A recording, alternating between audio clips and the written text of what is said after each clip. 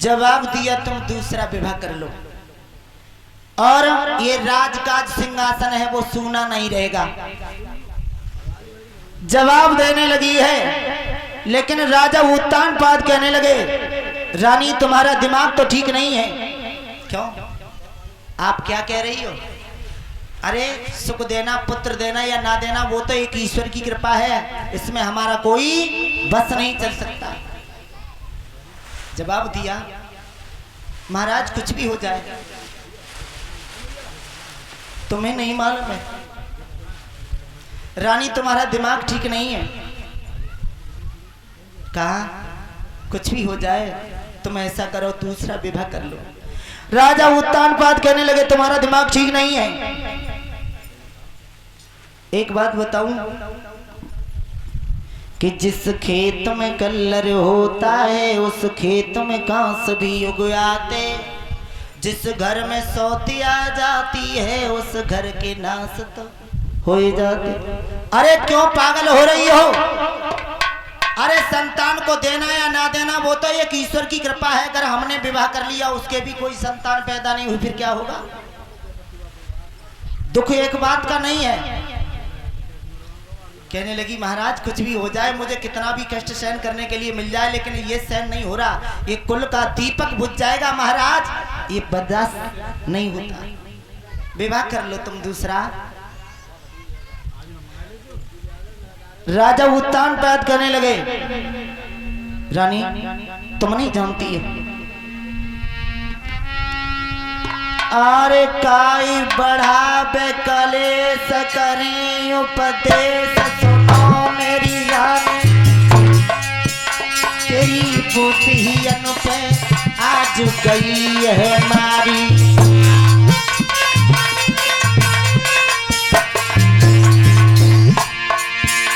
अरे काई करे उपदेश बढ़ावे कलेश सुनो मेरी रानी,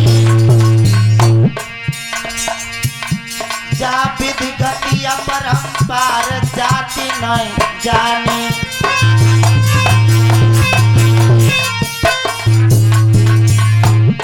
सूरज भैया जो हमारी किस्मत में लिखा है वो दुनिया में कोई मिटने वाला नहीं है।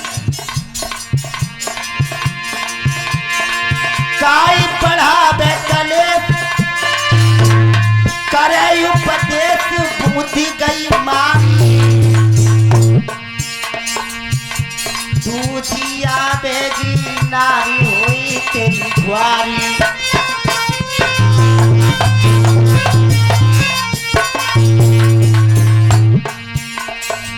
रनिया मानो मेरी बात, विधाता हम पे रूठे हैं, गोरी मानो मेरी बात, रनिया हम पे रूठे हैं।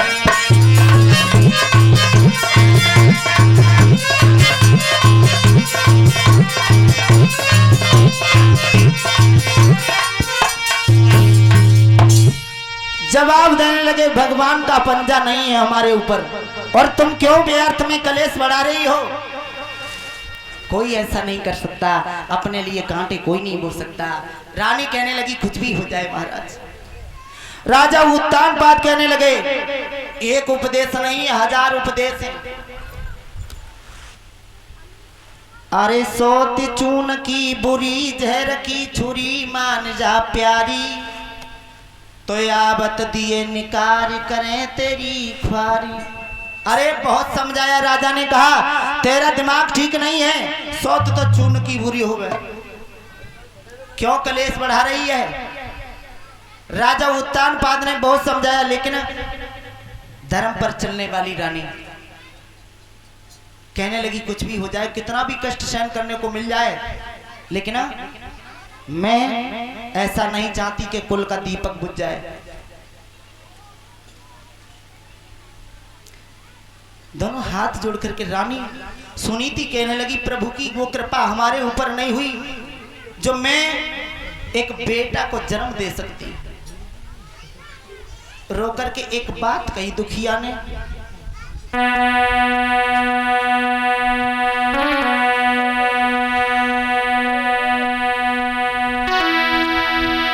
पे रूठी गए करतार रे, हर को की मेरी सुनी।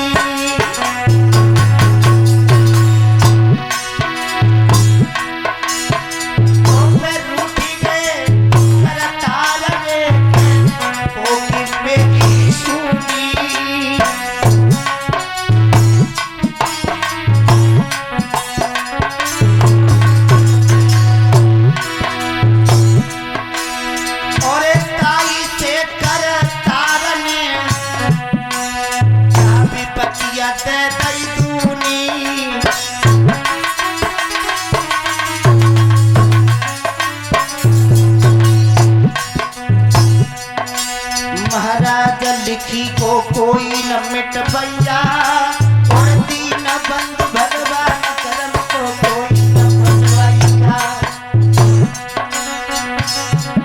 दुखिया ने मन से गई रोयन से नीरज बहायो, दुखिया ने मन से गई रोयन से नीरज बहायो।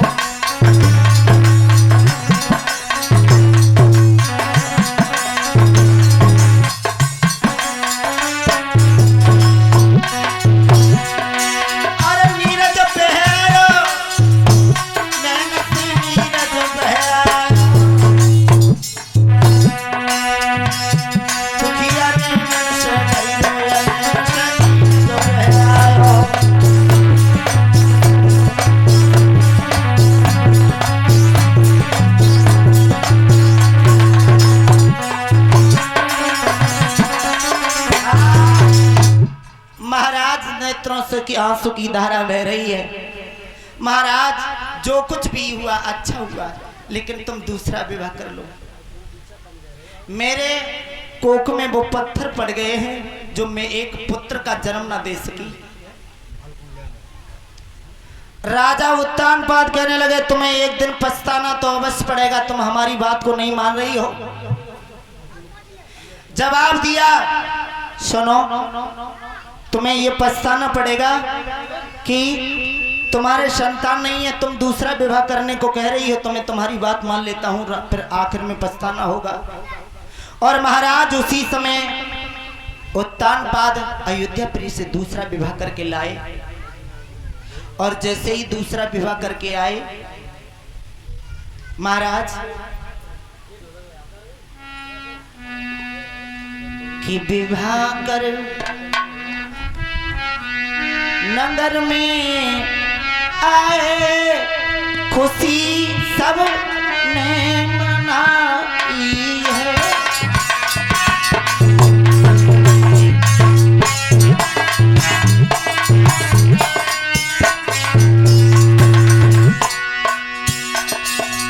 विवाह कर नगर में आए, खुशी सब ने मनाई है। के पहले सुरती थी नारी, दूसरी सुरती आई है।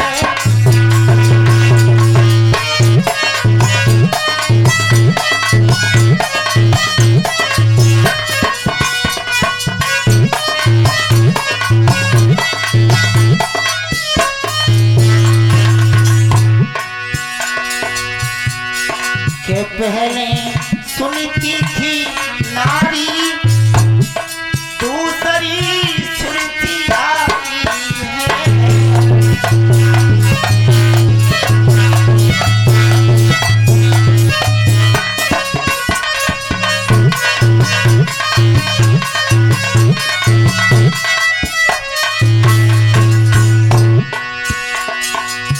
द्वार पे आयो डोला, खबर रानी ने सुन पाई, बहन को जल्दी ले आरी, रतबारी पठाई है।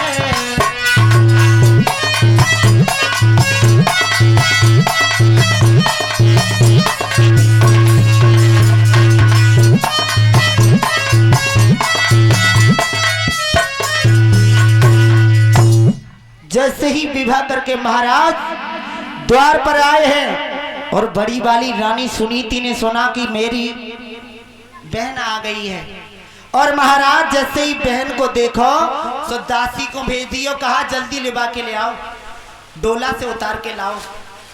और महाराज ये शब्द कहे, दासी भागती चली गई और डोला के पास में हाथ जोड़ करके कहने लगी, बहन डोला से उतर आओ। अरे उतर आओ ना,